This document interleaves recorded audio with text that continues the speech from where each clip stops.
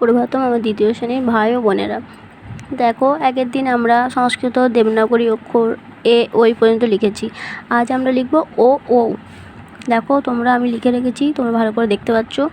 দেখো কেমন দেখতে বলো তো। এর আগে আমরা এইভাবে কোনটা লিখেছি, অ আর আ। দেখো পিছনের এই দুটো বাদ দাও, দেখো অ আর আ হয়ে যাচ্ছে।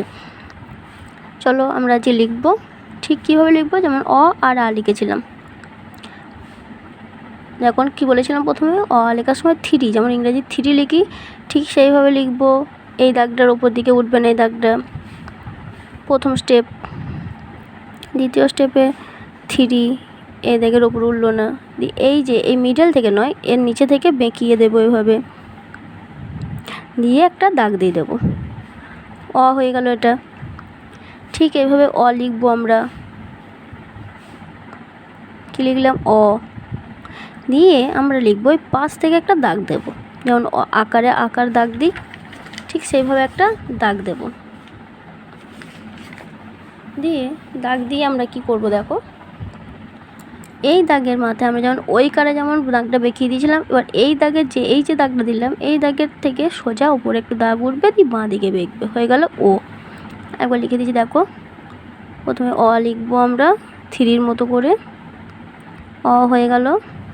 পাশে সোজা একটা দাগ টানলাম, এই দাগের ওপর দিকে একটু উঠে বাঁ দিকে বেঁকে গেল, হয়ে গেল ও। ঠিক সেইভাবে থ্রি প্রথম স্টেপ, দ্বিতীয় স্টেপে থ্রি দিয়ে অ হলো। এইটার মাথায় কিন্তু দাগ হবে না, শুধু এই দাগের মাথায় দাগ। তৃতীয় স্টেপেও থ্রি লিখলাম, দিয়ে যেমন অ লিখেছি ঠিক সেইভাবে লিখব, আ লিখে দিলাম, এটা হয়ে গেল আ।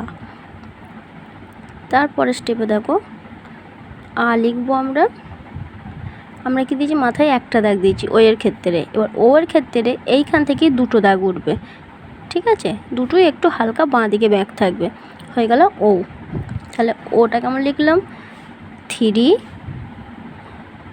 সংস্কৃত অ হলো, সোজা একটা দাগ টানলাম, মাথায় একটা দাগ দিলাম, বাঁ দিকে ব্যাক হবে, ও হলো।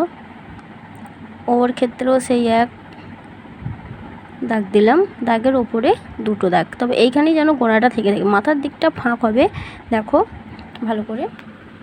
আর এই গোড়াটা এসে এক জায়গায় মিলিত হবে, ও ও হয়ে গেল। তাহলে তোমরা একদম অ থেকে ও পর্যন্ত হাতের লেখাগুলো প্র্যাকটিস করবে। এইটা না শিখলে সংস্কৃত অক্ষর চিনতে পারবে না।